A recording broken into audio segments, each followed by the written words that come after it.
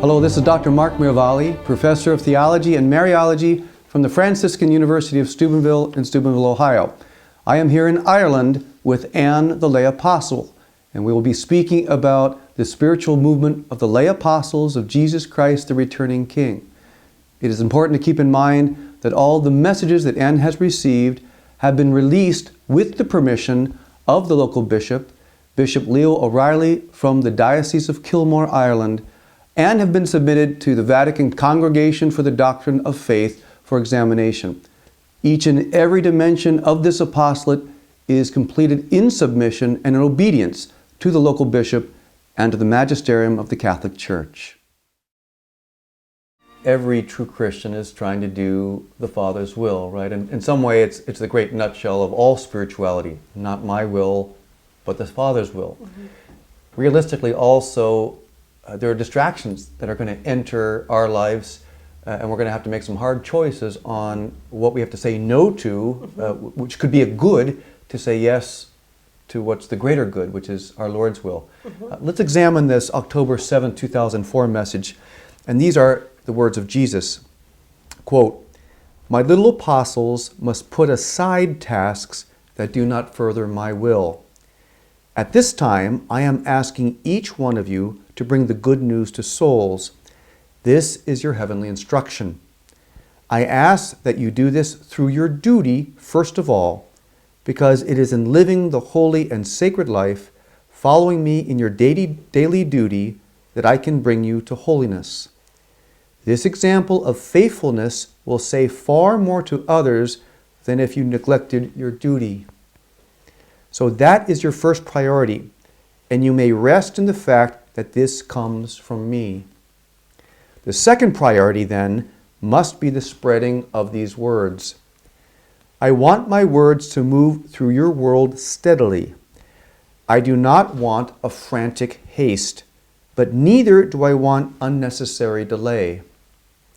If you ask me to show you your role in this mission, I will show you. You must say yes to me. I speak to your hearts, little apostles. You know me because you follow me. Now is the time to let nothing distract you from the path to heaven. On that path you will find that I am asking you to bring this mission to fruition. This is the time for which you have been prepared.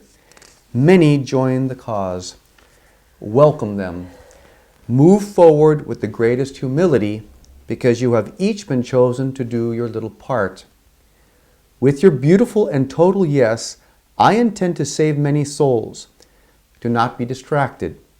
If you find you have been called, answer me with love, and you will find yourself immersed in heavenly grace." So, Anne, a strong call of mission and also a reality check of the possibility of distractions. Talk about that for us. Well, what struck me in listening there was the distractions can come in so many different forms. And I think the Lord makes it clear. First priority is your daily duty. Your second priority is the role in the apostolate. That's how I've been called to live. And it takes discipline. And then the enemy wants you to believe there's a conflict between your duty and your work for the Lord, and tries to sow this in your head. And you have to reject that. And my spiritual directors would always say, there's no conflict. There's no conflict. The Lord would not sow a conflict into your duty and into your apostolic call. So we have to respect that any conflict in our duty and our calling to the apostolate does not come from God. Okay? Right. So that's the first thing. There is no conflict between our service for the church and our service to our families or our primary vocations. Right. Okay, then, do not be distracted. Now, what are some of the things that can distract us? Well, materialism, hobbies. The enemy can lure you. And you have to be very alert to that. I mean, it's good to have diversions. It's good to have, to get away from it all, to exercise, to have, music or something. You have to have some joy, but we have to be alert to when those things become a pull that pulls us away from our first two priorities. Right. And, a realistic approach to at least Western life right now is we have a lot of material, recreational things available to us. And is it not possible, or is it something that we have to examine our hearts to say, are we participating in them past a moderate point? Are we entertaining ourselves more than we should? In one of our Lord's messages, he talks about how parents are seeking to entertain themselves to the detriment of their children. So it's not that the entertainment and recreation is a bad thing. The question is it distracting us from these two great things? Yeah. Well, if you look at, I look at how I grew up, and I came from a pretty typical family at that time. I'm 46, so my parents lived in that time, they didn't go out all the time. I mean, they were home generally, but yet they took a walk every night by themselves. And I mean, there seems to be so many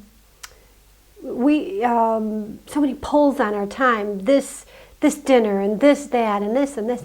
I mean, when I see that, we don't participate clearly here in the country. We don't do that. But I mean, it would exhaust you. Right. I mean, we've grown accustomed to the face of diversion, of a lot of recreation.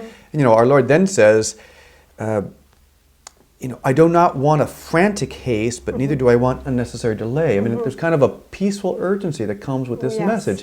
He doesn't want us doing anything, as you say, violating our first vocation. This is right at the heart of the church. This is the Vatican II call to holiness.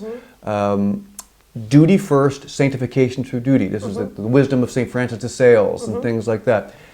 At the same time, there's also the reference of the need of a priority here, of duty, as you say, and then this apostolate, spreading this message of grace. So when he says he doesn't want unnecessary delay, what he's saying is, do it now.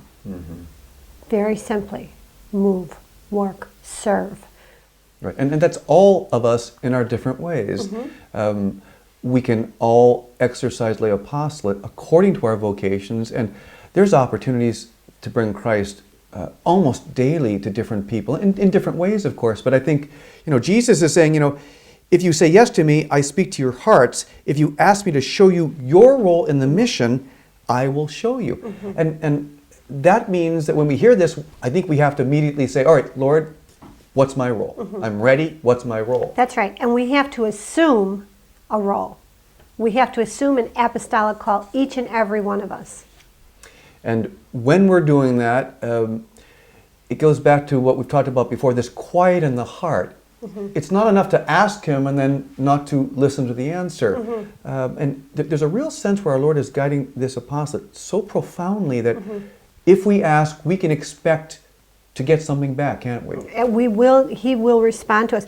He says, if you find you have been called, answer me with love, and you will find yourself immersed in heavenly grace.